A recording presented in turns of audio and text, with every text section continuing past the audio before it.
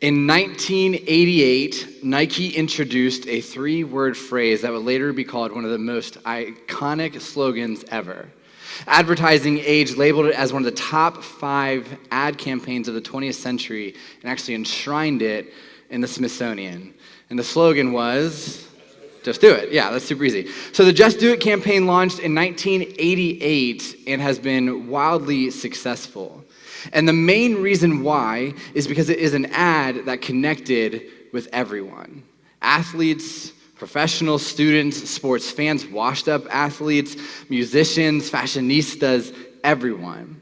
And as Nike puts it, they created a tough, take no prisoners ad campaign. And this campaign would actually increase Nike's share of the North American sports shoe business from 18% to 43%. They went from making $877 million a year to $9.2 billion in worldwide sales because of this slogan, just do it. When asked why the slogan has made such an impact in the sports apparel world, the pop culture world, and just the world in general, the creator of the slogan explained that it's because it's intensely personal. It's intensely personal. And that's true. Just Do It isn't about shoes. It's not about clothing. It's not even about sports. It's about me and what I can do. It's about the decisions that I have to make. It puts pressure and ownership and expectations on me to just do it. Today, we're finishing up our Ruin the Game series, and today is all about you. It's not about the person sitting next to you. It's not about your neighbor down the street. It's not about the family member who you think needs to be in church today. It's about you. And more specifically, it's all about a decision that you are being faced with today. And see, I believe that every person here and every person who will listen to the podcast or watch it on YouTube later has a decision that they are facing. And I would even go as far to say that I know every single one of us that are sitting here today has some sort of big decision staring us in the face. And some are monumental, some feel big, some feel small, but there's something in the way. Right, there's something that's stopping us from experiencing the life that Jesus talks about in John 10:10 when he says he came to give us life and life to the full. And so today is all about pushing past those barriers so we can experience everything that Jesus has to offer. Because Jesus is challenging you to do something. The question is, how are you going to respond? Over the past few weeks of this series, we've learned about how Jesus turned religion upside down. And we've really focused on religious leaders who harassed Jesus, right? Who doubted Jesus, even persecuted Jesus. And so over the past few weeks, it could have been really easy to hear these stories and think, it's not really about me, right? It's been really easy to kind of hear these stories and think, well, I'm not that person, right? I'm not the one who's upset that Jesus hung out with sinners. I'm not the one in the temple that's making it hard for people to experience grace. I'm not the one trying to find a loophole when it comes to loving God and loving people. But today isn't a story about them. It's about us. It's about me. It's about you. Today I'm going to share a story about a man who's called the rich young ruler. And he's in 3 of the 4 biographies of Jesus, and one of the stories calls him young, and one of the stories calls him a ruler in a Jewish religious sense, and all 3 of them tell us that he's rich. And so what we do is we kind of put that together and we decide he's the rich young ruler. And before I begin teaching today, I want to share some observations about this guy. The first is that he's wealthy. Now, there is nothing wrong with being rich. There are followers of Jesus who are rich. Barnabas, who really got Paul, who planted all these churches, like into the in crowd. Barnabas was rich. Joseph of Arimathea was rich. He's the one who actually gave his tomb up so that Jesus could be buried there. Even Abraham, throughout the Bible, is called the father of faith, but in an interaction with God, God tells him that he's going to make him wealthy. Wealth is just a tool. It can be good or bad. You can be greedy or you can hoard money, or you can be generous, but that's up to you. The second observation is that he's a ruler. Now, he isn't a ruler in like the kingly sense. He doesn't have a kingdom. He's the ruler of a synagogue. He's in charge of a church, essentially. He was a high-ranking religious leader and an expert on Jewish law and the teachings of the Old Testament. And so he would have had most, if not all, of the Jewish law completely memorized, and he would have followed it in all of its intricacies with intense dedication. In other words, he was really good at following the rules. Now, this is similar to a lot of the guys that we've talked about in this series, but the rich young ruler is different, and you'll see why in a little bit. This is how the story begins in Mark 10. As Jesus was starting out on his way to Jerusalem. Now, Mark, the writer, is letting us know that Jesus is in the final stages of his ministry and what ends up being his life. When you read the phrase in the Bible that Jesus was on his way to Jerusalem, or the disciples were with Jesus and they were going toward Jerusalem, anything that tells you that they're moving toward that city, what the writer is telling you is that this is the end of Jesus' life. What they're telling you is that he's working his way toward the cross, and he will eventually get there where he'll be persecuted and tortured and executed, and that will take place in Jerusalem. And so as Jesus was starting out on his way to Jerusalem, a man came running up to him, knelt down and asked, "Good teacher, what must I do to inherit eternal life?" Now, the man starts by calling Jesus good teacher, and this is really important because he's actually acknowledging that he believes that Jesus is God. And during that time in Jewish culture, it was unusual to use the word good for anything outside of God. And so what he's doing is he's asking God, "What must I do to get to heaven?" "Why do you call me good?" Jesus asked. "Only God is truly good." Now, just to be honest, this is Jesus just being a little bit sassy. Like, Jesus is trying to make sure that this guy understands that he is calling him God. And this was because most Jewish religious leaders didn't believe that Jesus was the Son of God. They didn't believe that he was the Messiah, that the one that was sent to rescue humanity. This is the people that we've talked about, the religious leaders in this series. This is the difference between the two of them. Most religious leaders did not believe that Jesus was God, but this guy does. But to answer your question, this is what Jesus is saying, you know the commandments. You must not murder. You must not commit adultery. You must not steal. You must not testify falsely. You must not cheat anyone. Honor your father and mother. So what Jesus does, he actually lists all of the 10 commandments that deal with interpersonal relationships. And what's really important to know is Jesus isn't telling him, hey, if you follow all these rules, you can earn heaven. That's not what he's teaching him. What he's actually doing is he's trying to figure out, are you obedient? Like, are you following the commandments that I've given you? And realistically, connecting it to last week, he's asking this guy, do you love me? Do you obey me? "Teacher," the man replied, "I've obeyed all these commandments since I was young." Now let's spend a little bit of time on that response. I've obeyed all the commandments since I was young. A lot of books and a lot of sermons, and if you've ever heard a story about this guy, this is most likely true, they give this guy a really hard time. Right? Most of the time you hear and people will say that he's self-righteous, that he's a liar, that he's full of himself because of that response. In fact, in preparing for today, I listened to a sermon on this topic in hopes of kind of hearing something different, or maybe like hearing an application that I thought I could bring to Collective. But the preacher spent the majority of the sermon criticizing him because he had the guts to tell Jesus, I am good. I am following these things. Now, regarding these commandments that Jesus gave the rich young ruler, in the Sermon on the Mount, which actually comes a little bit earlier, he'd actually elevated these commandments and gave them a little bit of a deeper meaning. It's actually one of the ways that he ruined the game. He said, you've heard what it said in the Old Testament, and I'm going to elevate it right now for you. So one of the things he says, I know the law says don't murder, but I want you to follow the heart of the law and don't even harbor anger. And Jesus said, it's true that the law says not to commit adultery, but I want you to obey the heart of the law and don't even lust. But Jesus, in this moment, lists the basic commands, the things that he would understand, and the man says, I've kept these. The rich young ruler doesn't say that he's perfect. He doesn't say that he's never lusted. He doesn't say that he's never harbored dishonor for his parents in his heart. What he's saying to Jesus is, I've followed you and your teachings. He's saying, I've loved you. And so for me personally, I don't get the impression that he's self-righteous. I don't think he approached Jesus just to brag. He knelt when he met Jesus. He calls him good teacher.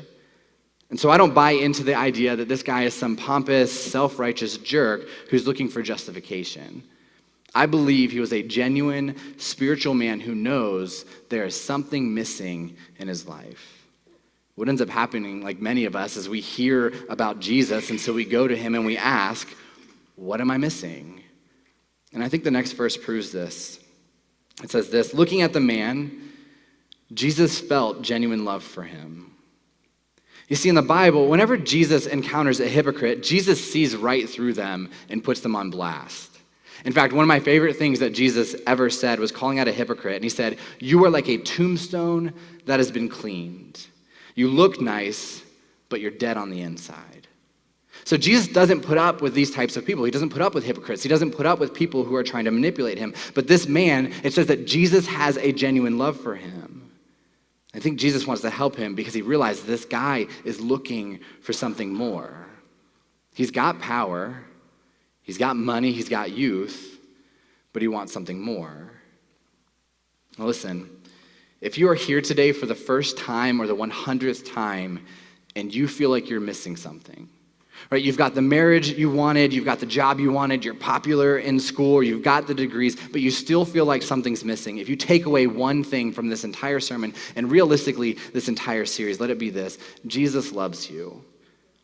And the phrase in the sentence is exactly how he feels for you. Jesus has a genuine love for you. And I know that phrase has lost its meaning. I know that you read it on the bumper sticker when you're driving in traffic and you just roll your eyes. But that's true about Jesus for you. And this is a genuine and compassionate, it's an I care for you, it's an I came to die for you, it's an I created you so I will show you the best way to live kind of love. And this is really important to this story and specifically how it finishes up. It's really important to know because the rich young ruler is about to be faced with a decision. And talking about the decisions in your own life, you are faced with whatever decision God has put in front of you. But it's important to note that Jesus has a genuine love for you. Because of that, everything he is challenging you to do comes from that love because he wants what's best for you. And here's how the story ends. "There's still one thing you haven't done," he told him. "Go and sell all your possessions and give the money to the poor, and you will have treasure in heaven. Then come follow me." Now imagine being the rich young ruler in this moment, right? Like you're waiting for Jesus to give you this answer, and there's probably a million things that he's running through his mind. This probably isn't the thing that he wanted to hear, right? And so Jesus says, "Hey, sell everything." And you know he has this moment where he's like, "Wait, what? Like everything? Like the house I just got, my car, Jesus, I just got the Apple Watch, like that too." And he's wrestling with this, and this is what happens. At this, the man's face fell, and he went away sad, for he had many possessions. Now, most of the time that this story is shared, the focus is on money, right? If you've been to church, you've heard this story, that's usually the case that people bring this up in. And it's the way that I've always heard it presented. In fact, I've preached this sermon before and I've talked about money.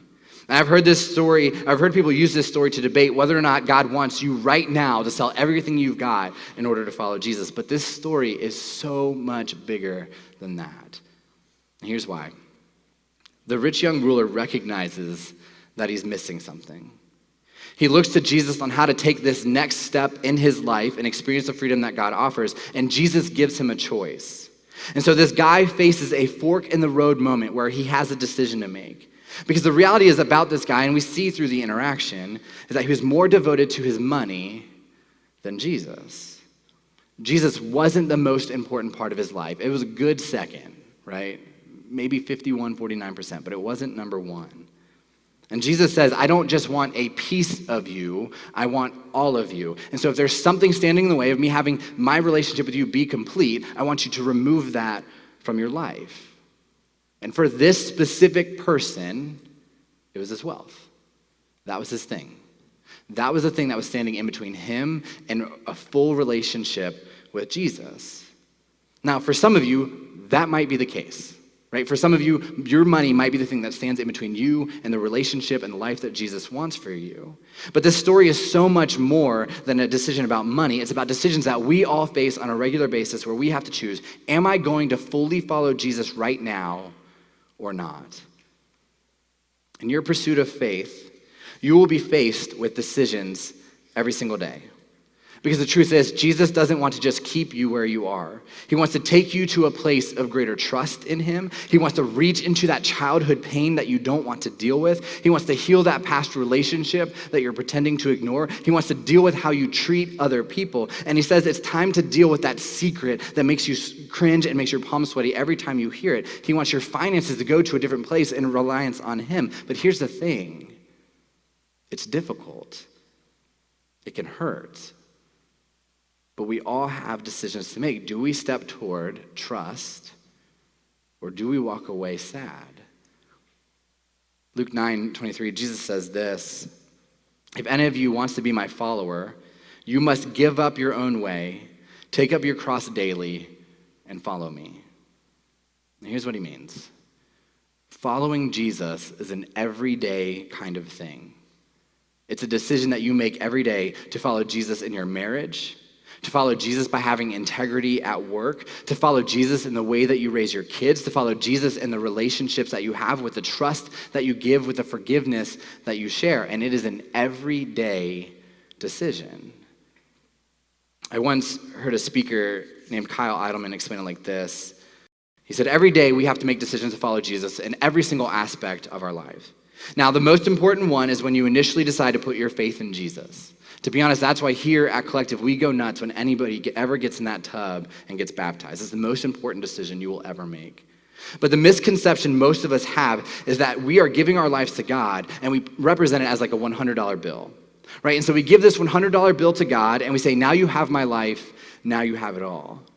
But the correct adjustment to this illustration would be God saying back to us, go and exchange that $100 bill for pennies and give me one of those every single day. It is a daily thing. It is a daily decision to love God. So what is Jesus challenging you to do today? What decision are you being faced with? Because we're all wrestling with something. And the question is, what's stopping us from trusting him in the areas of our lives where he's asking us for more faith, more obedience, more time, more trust? I think there are two major barriers that get in the way of us fully trusting Jesus with our lives in every single aspect of our lives, and that's fear and ego. Let's start by talking about fear. Stephen Furtick says that fear comes to us disguised as a two-word question of what if. And that two-word question leads to inaction, and what happens is it actually becomes crippling. What if? What if I start reading my Bible and I don't understand it? What if I open up to my friends and I share that thing from my childhood and they judge me and use my vulnerabilities to hurt me? What if I trust God with my finances, then an unexpected bill comes up? What if I follow Jesus, but things get harder? What if I follow Jesus and things get easier, but that comes with more challenges to grow? What if I get baptized and my family judges me because they think I'm just too broken? Or what if they judge me and tell me that I'm turning my back on the decision they made for me when I was a baby, which I didn't even have a say in? What if breaking up with him strengthens my faith but leaves me alone? What if? And that fear and that question leads us to inaction. And I think the truth is the rich young ruler was afraid to leave his wealth behind. But realistically, I think he was afraid to leave the life he knew behind, to leave safety behind, to leave comfort behind. And because of that, we see how it plays out. He walks away sad. But he isn't the only one in the Bible to respond in fear. Check this out. Adam hid from God because he was afraid to see him after he sinned. Sarah was afraid when she got caught laughing at God. Isaac was afraid to admit that Rebekah was his wife, so he lied. Jacob was afraid that Esau would kill him. Moses was afraid that no one would listen to him because he had a stutter. Saul was afraid of the people and offered a sacrifice that he wasn't supposed to. Saul was also afraid of David because the people loved David more. Elijah was afraid of the wicked queen Jezebel and fled for his life. King David was afraid of God, so he didn't bring the Ark of the Covenant back home like he should have. And the list goes on and on, person after person, group after group. The Bible is full of people just like us. And the truth is they let fear get in the way and it leads them to inaction. A few years ago, Cornell did a study about regret. And in this study, they actually interviewed thousands of people who were over the age of 65, and they asked them about the regrets they had in their lives. When the study was concluded, they found that 54% of the regrets that people shared were tied to inaction. 12% were tied to action. The rest was kind of in between. Furthermore, 75% of the people indicated that they experienced a higher level of regret over the things they did not do because of fear, because they couldn't control the outcome. The study also found that regrettable failures to act outnumbered regrettable actions by a nearly 2-to-1 margin. And so here's what that means. Twice as many people had regrets about the chances they didn't take, the steps they didn't take, the movement that they didn't put into their own lives. And I think this is the rich young ruler. Right? He walks away sad because he realized he has immediate regret. He knew he wanted to follow Jesus, but was too afraid, and he had to deal with that for the rest of his life. And the truth is, following Jesus can be scary, but Jesus wants to give you more than a get-out-of-hell-free card. He wants to give you the best life possible. He wants to give you the best relationships possible, the best spiritual life possible, the best financial health possible, the best marriage possible. But all of these opportunities come with a choice between the life you want in the short term and the life God will offer you in the long term. See, God knows what is best, and the life God knows is best is better for you every single time. Because God doesn't want to merely redeem your past, he wants to rewrite your future. But you have to have the courage to trust him. Joshua 1:9, God says this, he says, "This is my command. Be strong and courageous. Do not be afraid or discouraged, for the Lord your God is with you wherever you go." So here's the thing. If God is challenging you, if he's pushing you to follow him fully in an area of your life or even just in your life in general, he's not going to leave you when you make the decision to do so. He will be with you wherever you go. So don't get to the end of your life and look back wishing you had trusted Jesus more with your relationships or your finances or your marriage or raising your kids or even just in faith in general.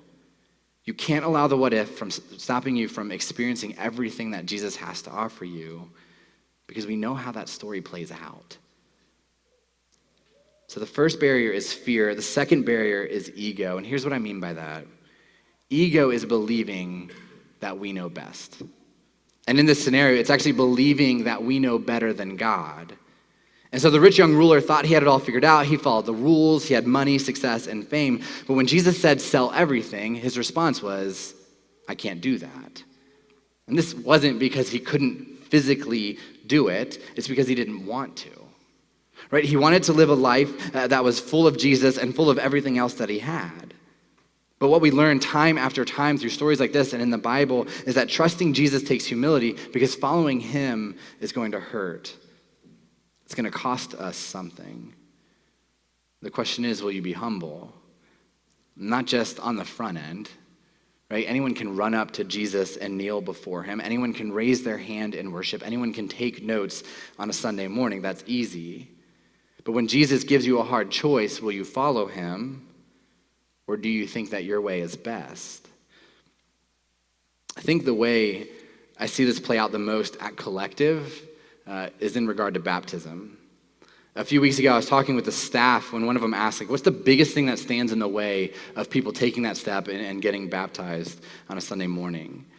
And without hesitation, the answer is easy. It's ego.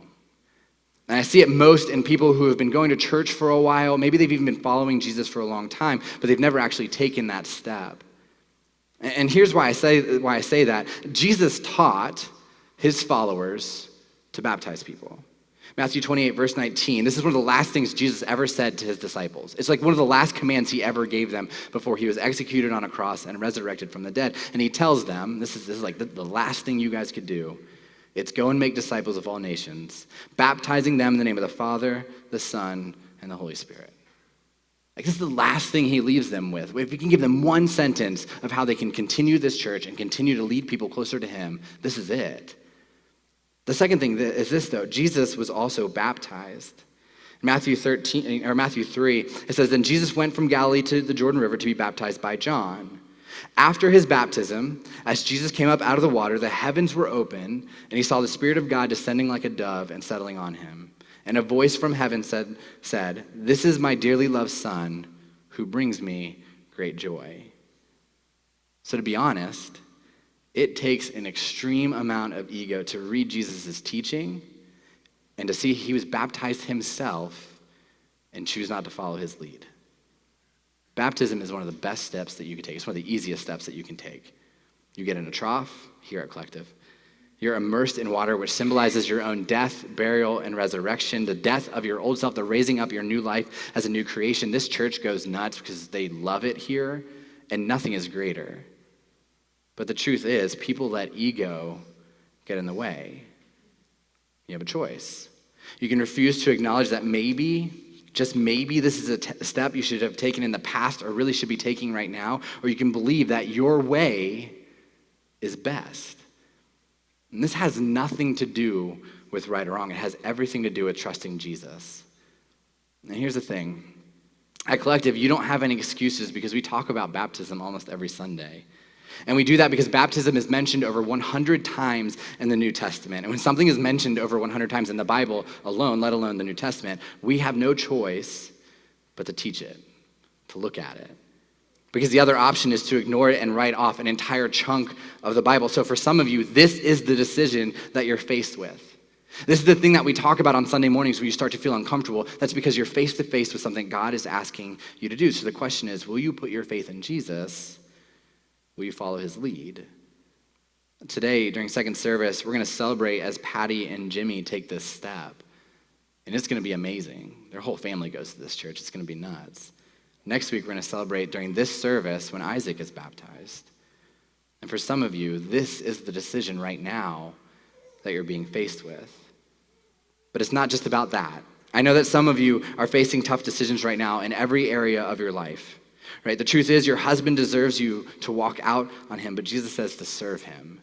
You got an unexpected bill, but Jesus says, keep trusting me and be generous. Your teenager continues to show you dishonor, and Jesus says to love her. Your ex is still trying to manipulate you. Jesus says, turn the other cheek. That leader in your life has never asked you for forgiveness. Jesus says you honor them based on your character and not their conduct. Jesus says, have humility to follow me. It's not going to be easier, but his way is better. I mentioned earlier that I don't know why people give the rich young ruler such a hard time, right? They act like he's self-righteous, that he's arrogant, that he's a know-it-all. But when I read that story, that's not really what I see. And after writing this sermon, I think I know why people are so hard on this guy. I think I know why we try to write him off. Because if he is truly selfish, if he's truly non-introspective, if he's truly a jerk, then we believe that we don't relate to that. Right? We read that story and we think he's arrogant. Like, I don't act that way, you don't act that way. So if the rich young ruler acts like that and we don't act like him, then we don't have to apply this story to our lives. That's what we're doing. We're trying to find a way out. If we can write that guy off as completely different and completely selfish, we can make this story about other people in our lives and not ourselves. What that means is we don't have to truly pay attention to it. But if this guy has good intentions, then he's like me. And if he came to Jesus looking for something more, then he's really like me. And so if he's really like me and Jesus said something difficult to him, that means Jesus is probably saying something difficult to me. Right? That means Jesus may be asking me today to make a decision that I don't want to make. And the truth is, the decision that we make today could be the most important decision we ever make for the rest of our lives. But instead of leaning into that, we decide he's unrelatable. But the truth is, he's just like us. There's something standing in the way between us and what God is asking us to do. In March, a story made national news when a man named Ryan Long died from exposure while stranded in Arizona. Ryan and a friend were driving home from a popular tourist site called Meteor Crater when they swerved off the road and their truck got stuck. And realizing they were in the middle of nowhere, they got out and they started to walk. But after 24 hours, they never made it back to the road. No one ever saw them.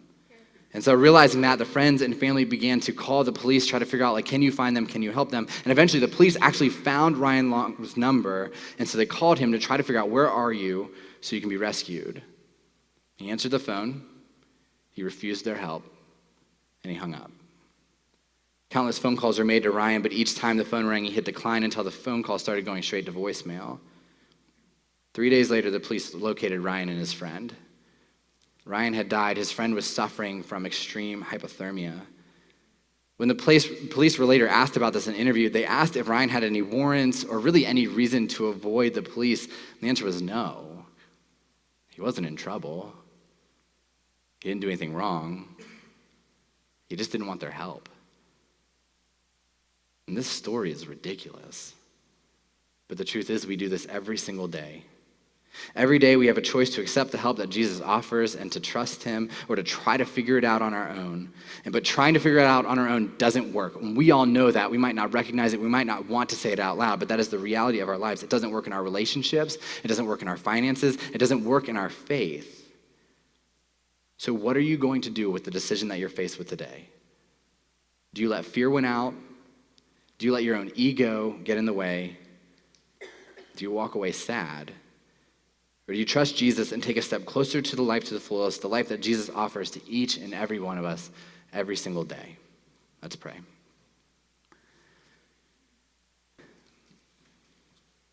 God, I think the truth is we know that you want what's best for us. God, I think the truth is deep down inside, we know that that you want all of us in every aspect of our life, not just our Sunday mornings for an hour. But God, it's hard to give that to you. God, it's hard because we have fears. God, we're afraid that we're going to fall short. We're afraid that people are going to judge us. We're afraid that following you leads to more change in our life that we don't want to make. God, it comes down to our ego. We think that the way we're living life is better. But God, I think every person in this room could take a step back and realize that this world is not better without you. God, the pain that we experience and the brokenness that we experience from this world is not from you. It's not what you want for us. But for some reason, we keep putting ourselves back in that position to trust ourselves instead of you. So God, I know everybody in here today is facing some sort of decision when it comes to their faith in you. For some, it's a big step of actually putting their faith in you. But for a lot of people here, it just comes down to trust in relationships, in their marriage, when it comes to their time. So God, I pray today as we wrestle with this decision that we all know, we all face, God, I pray that as we leave and we walk out those double doors and go outside, that that decision that we've been wrestling with today or last week or for months, that we don't ignore it. God, that we lean in, and we truly try to figure out what you want from us and what you're asking us. God, I pray that every single person in this room, as they take these steps, they get to the end of their life one day and they realize that they have no regrets. No regrets in their relationship with you, no regrets when it comes to their faith, no regrets in their trust for you. God, and I pray that they see that play out in all aspects of their lives. God, help us have the courage to trust you more. Help us have the courage to accept the help that you offer. God, help us have the courage to follow you. God, we love you and pray these things in your name. Amen.